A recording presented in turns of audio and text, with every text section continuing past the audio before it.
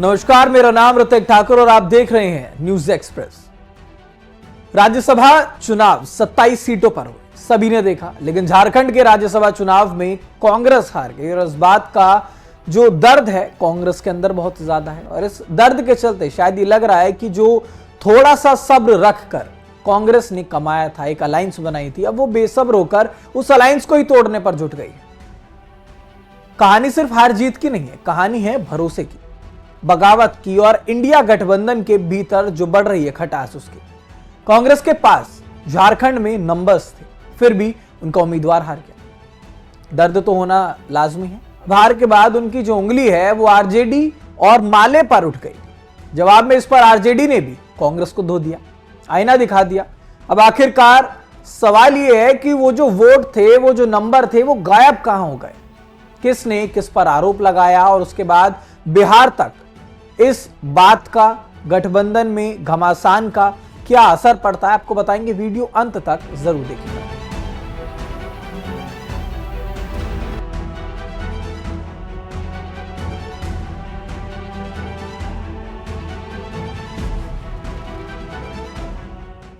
देखिए, सबसे पहले आपको एक गणित समझा देते हैं इस झारखंड के चुनाव का।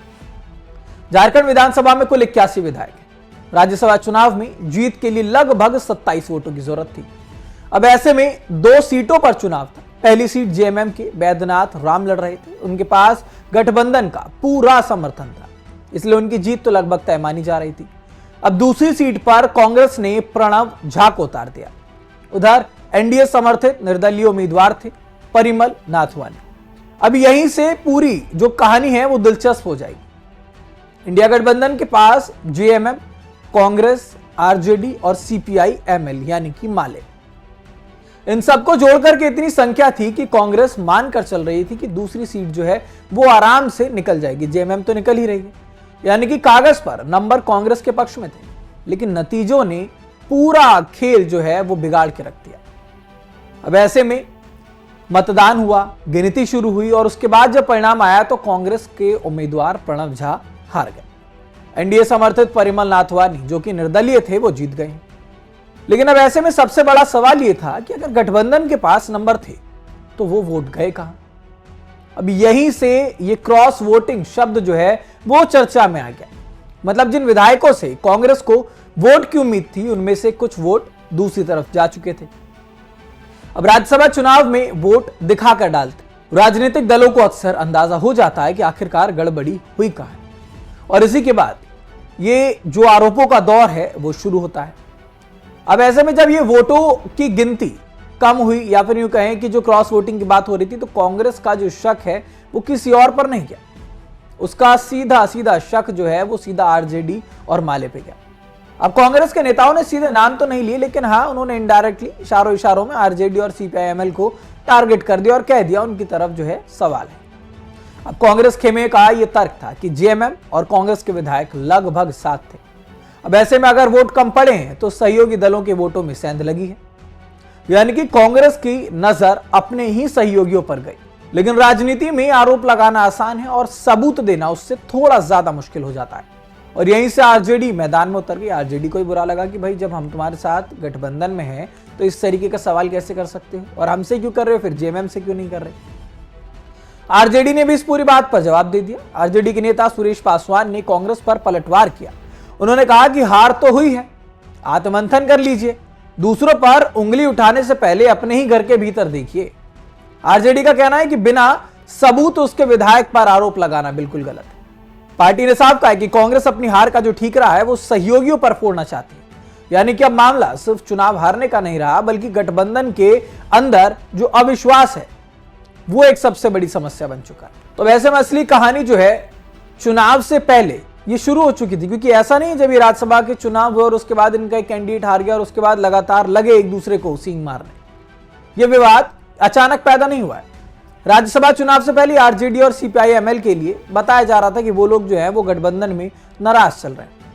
दोनों दलों को शिकायत थी कि उम्मीदवार चयन जब किया जा रहा था तो राजनीतिक फैसलों में कांग्रेस और जेएमएम उनकी राय को ज्यादा महत्व नहीं दे रहे थे, यानी कि अंदर खाने नाराजगी पहले से ही मौजूद थी। अब राज्यसभा चुनाव का नतीजा आया और वही दबा हुआ असंतोष जो है वो बिल्कुल बाहर निकल कर आ गया। अब ऐसे में आरजेडी ने इस पर पूरी तरीके से साफ कहा कि कांग्रेस गलत कर रही है, कांग्रेस को खुद पर आत्मचिंतन करने की जरूरत है। लेकिन अब ऐसे में ये जो पूरा मामला झारखंड में हुआ है, इसका बिहार से क्या लिंक होगा?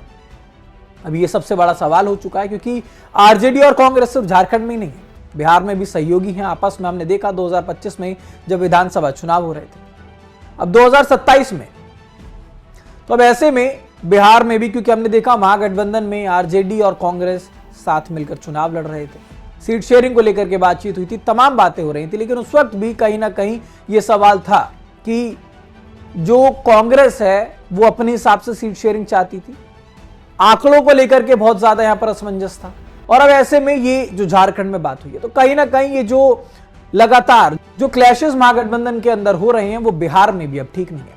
राजनीति में क्योंकि जो भरोसा टूटने की बात होती है वो अक्सर छोटे मोटे चुनावों से ही होती है, क्योंकि हमने देखा था विधानसभा चुनाव जब बिहार में हो रहे थे तो उसमें भी कांग्रेस ने बहुत ज्यादा दिक्कत नहीं की थी। हाँ, ये है कि जब कैंडिडेट्स की लिस्ट की बात हो रही थी, जब सीट शेयरिंग की बात हो रही थी, तो दोनों के बीच में जो एक खटास है या फिर यूं कहें कि समन्वय नहीं हो पा रहा था।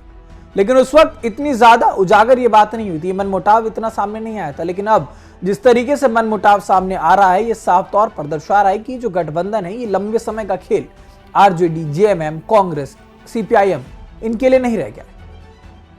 एनडीए के लिए अब कहीं ना कहीं ये जो लड़ाई है वो अपने आप फायदेमंद हो जाएगी, क्योंकि ये जो नतीजा है ये सिर्फ एक सीट की जीत नहीं, ये विपक्ष की एकता पर एक सवाल उठाने का मौका है। भाजपा और एनडीए अब यही कहेंगे कि जो दल मिलकर राज्यसभा चुनाव की नहीं जीत पा रहे हैं वो देश चलाने का दावा कैसे कर सकते हैं। यानी कि राजनीतिक संदेश का जो फायदा है वो अब एनडीए को मिलता हुआ नजर आ रहा है। अब ऐसे में सवाल ये है कि क्या एक सीट पर अगर अपने नंबर्स आप देख रहे हैं और आपको लग रहा है कि हमारे अलायंस के इतने लोग यहां पर हैं तो हम कहीं ना कहीं जीत सकते हैं, उसके बावजूद अगर आप हारते हैं तो कहीं ना कहीं आत्मचिंतन, आत्ममंथन करने की बहुत जरूरत है। और इसी वजह से अब आरजेडी जो है उसने सीधे तौर पर कांग्रेस पर निशाना साध दिया और कहा है कि कांग्रेस अनर्गल बयानबाजी करती है, कांग्रेस बिना मतलब की बातें करती है जिसका कोई सर पैर नहीं होता। अब देखना होगा आने वाले समय में इसका असर महागठबंधन पर कितना पड़ता है। फिलहाल इस खबर पर आपकी क्या राय है हमें कमेंट बॉक्स में जरूर बताइएगा। देश दुनिया से जुड़ी तमाम खबरों के लिए देखते रहिए न्यूज़ एक्सप्रेस।